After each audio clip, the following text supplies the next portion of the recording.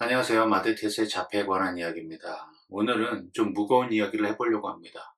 사실은 생각하고 싶지도 않고 생각해서는 안 될 것 같고 그런 이야기이긴 한데, 그러나 언젠가는 꼭 한 번은 생각해 봐야 될 이야기라서 오늘은 제 생각을 좀 나눠보려고. 이 주제의 시작은 얼마 전에 읽었던 미국 자폐 부모들에 관한 페이스북에 있었던 글입니다. 너무 무거웠어요. 그 글을 읽고, 그 글을 읽고 나서 제가 너무 마음이 무거웠고, 그리고 제 머릿속에서 그 무거움이 지워지질 않는 게, 한 번은 생각해 봐야 되고, 또 그거에 대한 대안을 좀 찾아봐야 되고, 그거에 대해서 프리페어, 준비를 해야 되는데, 어떻게 하는 게 옳은 것인가에 대한 고민을 와이프하고 계속 얘기해 봤습니다. 뭐냐면, 그 페이스북의 글의 요지는 이거였어요. 어머니가 한 65, 그 다음에 아들이 40 something인 것 같아요. 근데 아이는 자폐고, 그래서 포스터 케어인지 그룹홈인지 어디 단체 생활하는 데 넣어져 있대요. 근데 어머니가 꾸준히 자주 방문하시다가 지금은 아이를 방문할 수도 없고, 그 이유가 아프대요. 그래서 본인도 요양원에 들어가야 될 상황이었던 것 같아요. 그래서 그럼 어떻게 하면 지금 이걸 끊어야 되는 거예요. 그러니까 한국말로 정을 끊어야 되는데 어떻게 하는 게 옳으냐라고 사람들, 그 많은 공동 커뮤니티에다가 이제 질문을 던진 겁니다. 아이는 알게도 40 something이니까 40 around인 것 같아요. 정확하게 나이는 얘기 안 하셨어요. 40대쯤이라고 얘기하셨기 때문에 그 얘기를 보면서 근데 그 어머니 얘기는 아이는 너무 행복하고 즐겁대요. 근데 자기가 빚짓을 안 하는 걸 알게 되면 슬플지 기쁠지 혹은 그런 감정을 아이가 아는지 모른다는 거예요. 그러니까 근데 아이는 너무 그쪽 생활이 너무 좋아요. 그래서 엄마랑 같이 안 사는 이유도 있었고, 엄마도 뭐 나이가 있으시니까 캐리하기도 힘든 그런 이유도 있었겠죠. 어쨌든 그래서 자기도 아파서 병원 치료도 가야 되고 자기도 요양을 생활해야 되니까 여기는 아이한테 방문할 기회가 점점 줄어든다는 얘기예요. 그래서 그럼 어떻게 하는 게 좋겠느냐, 정을 일시적부터 끊어야 되느냐. 근데 냉정하게 많은 부모님들 어떤 댓글을 다셨냐면 어, 이제 그만 방문해라였어요. 그만 방문해라. 본인도 추스리기가 어려운데 그 아이는 거기서 행복하니까 그만 방문해라가 그 모, 그 most 커멘트의 그 이야기였어요. 저는 그 얘기를 듣고 어, 좀 충격이었어요. 왜냐면 저희 아이는 아직 이제 곧 16살이 되지만 티네이저인데 중증이니까, 그러면 어떻게 이별을 준비해야 되지? 그럼 저는 이별을 준비하는 과정이잖아요. 그러니까 한국의 많은 지금 그 뉴스들을 보면 자폐 부모님들이 아이를 데리고 차 안에서 연탄가스 중독, 번개탄 펴놓고 죽었던 여러 사례들이 있어요. 그러니까 이별에 대한 준비가 안 됐기 때문에, 아이를 떼어놓고 갈 준비가 안 됐기 때문에 같이 가는 걸로, 그래서 같이 죽는 걸로 선택을 하셨던 걸로 저는 생각을 해요. 너무 사실 어렵죠. 이 아이가 부모 없이 이 땅에 혼자 살아남아서 살아갈 일이 비장애를 가진 부모로서는 까마득한 거죠. 이 아이가 사기를 당하진 않을지, 이 아이가 사람 대접을 받으면서 살 수 있을지에 대한 그런 많은 고민들 중에 부모님들은 그런 선택을 하셨던 것 같아요. 근데 저도 지금 글을 읽고 나서 제 머릿속이 굉장히 혼란스럽고, 근데 피할 수 없는 여정인 거죠. 장애를 갖지 않은 저희 큰아이는 사실 별로 걱정이 안 돼요. 왜냐하면 지금 그 아이가 살아오고 빌드업하고 있는 그의 그 삶이나 커리어를 보면 지가 하고 싶은 게 분명하고, 그리고 자기가 사람들하고 어울릴 줄도 알고 자기 거를 찾아갈 줄도 알고, 최근에 저희 아이가 가고 싶은 학교가 뭐 될진 안 될지 몰라요. 저희가 기대하고 있는 학교는 해안경비대 사관학교예요, 미국에. 그러니까 코스트가드 아카데미인데 거기에 이루어진 건 지가 정말 하고 싶은 거니까 아빠가 시키지 않고 아빠가 찾아주지 않았음에도 자기가 일부러 찾아서 그 전화번호나 연락처를 컨택해서 열심히 찾아서 하더라고요. 그걸 보면서 아 얘가 이게 진짜 하고 싶은 거구나.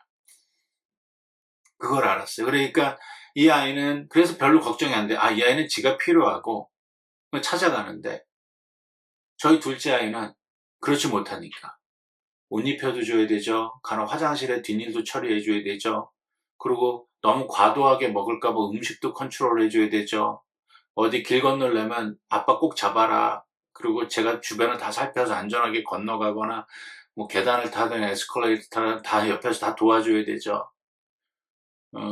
그다음에 뭐 차를 탈 때 그 음식물 먹는 거 뭐 등등 생활 전반에 있어서 제가 다 개입을 하지 않으면 우리 아이는 이게 머릿속에 입력이 안 되니까 다 도와줘야 되는데 이런 아이를 어떤 남이 다른 사람이 부모처럼 케어해 줄 수 있을까? 그래서 저희 집도 생각했던 게 그룹홈이에요. 우리가 차라리 우리가 갖고 있는 재산이나 에셋을 다 넣어서 그룹홈을 좀 해놓고 가자 그랬는데 이것도 생각해 보니까 그리 만만하거나 쉬운 일은 아니더라고요.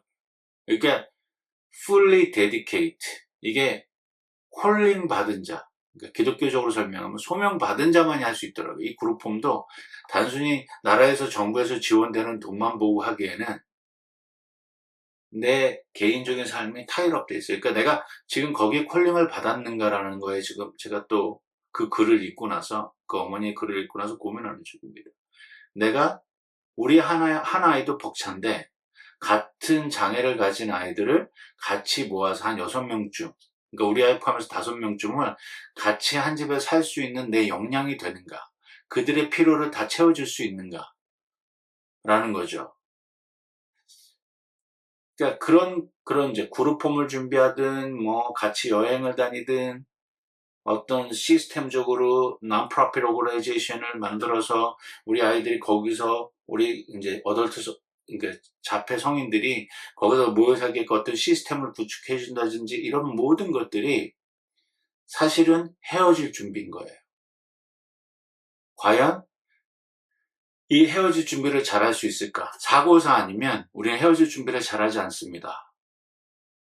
최근에 미국의 그 워싱턴 DC에서 그 미군 헬기하고 그 아메리칸 에어라인이 충돌을 했는데요. 과연 헬리콥터 빼고 커머셜 비행기에 타고 있었던 64명 중 20명 정도가 청소년이었죠. 미국 피겨스케이팅 협회에 소속되어 있는 피겨스케이팅 선수들이었는데 티네이저들이. 그리고 어저께 뉴스에 보니까 8살 아이가 학교 선생한테 칼부림 당해서 죽었어요. 그러니까 우리는 이런 사고사가 아니면 우리 죽음을 준비할 시간이 있다고 봐요. 그러니까 그런데 헤어질 준비는 안 되는 거예요. 헤어질 준비. 우리는 내가 사랑하는 가족하고 헤어질 준비를 하진 않죠. 그러다 보니까 저의 머릿속에 이게 생각이 깊이 들었어요. 헤어질 준비를 해야 되는 거 아닌가. 지금부터 만약에 그룹홈으로 들어간다면 financially, 근데 plan-wise 이런 것들을 하나하나 디테일하게 다 들여다봐야 돼요. 무엇이 필요하고 내가 어떤 걸 도와줄 수 있고 어떤 걸 해줄 수 있고 만약에 내가 이런 걸 준비를 못한다면 이걸 프로바이드 해주는 단체는 내 주변에 어디 있는지 그들과 롱텀 릴레이션십에서 내가 그곳에 가서 자원봉사도 하고 뭐 이런 것들을 통해서 우리 아이들을 그곳에 보낼 수 있는 어떤 그런 것들을 만들어야 되는 건 아닌지 이게 참 비장애 아이만 키웠다 그러면 이거 고민할 일이야. 우리 큰애만 달랑 딱 잘라서 보면 고민할 일이야. 얘는 학교를 졸업하고 물론 이제 아까도 말씀드렸지만 사고사로 죽는 거는 예측할 수가 없잖아요. 특히 우리 아이가 지금 해군사관학교를 간다 그래갖고 아니 해안경비대 사관학교를 간다 그래서 거기도 군인이나 다름없거든요. 근데 뭐 저도 경험을 해봤기 때문에 그러니까 괜찮은 것 같아요. 저 경험을 했고 그래서 그거에 대한 조언이나 이런 것도 해줄 수 있는 입장이 되니까 괜찮은데 이런 사회적 경험을 전혀 하지 못한 아이, 둘째 아이한테 지금부터 조금씩 내가 할 수 있는 최선의 걸 다하지만 할 수 없는 것들에 대한, 그래서 누군가에게 맡기던 내가 죽을 때까지 안고 가던, 사람 생명 되게 소중하잖아요. 이게 어떤 태어난 자체만으로도 너무 소중한 존재인데 이 아이에게 무언가를 줄 수 있다. 그래서 내가 이게 인생에서 내 삶을 마감하기 전까지 할 수 있는 최선이다라면 다 해주고 싶은 건 사실인데, 그 글에 나왔던 그 60대 중반쯤의 그 어머니의 말씀을 들으니까 내가 아프고 병드는 것도 알 수가 없고요. 지금 당장 아파서 케어를 못하게 되는 상황이다 라면, 그러면 나는 이미 이별을 준비해야 되지 않는 건가? 아이하고, 아이가 어떻게 comfortable, 평안하고 안전하게 살아갈 수 있는 그걸 어떻게 제공해야 되지 않는가라는 생각이 좀 들었어요. 그러니까 좀 무거운 주제를 던지긴 했습니다. 오랜만에 영상 올리면서. 아, 나는 과연 무엇을 할 수 있을까? 더더욱이 제가 이 생각에 깊이 빠져드는 이유는 이제 18살이, 이제 16살 되거든요. 그러니까 학교 교육에 아이가 들어갈 수 있는 거는, 뭐, 미국,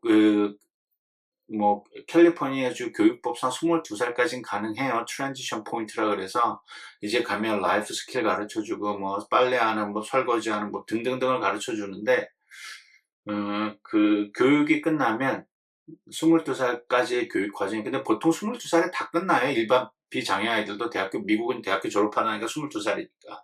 그러면 이제 그 스스로에 들어가서 살아야 되는데,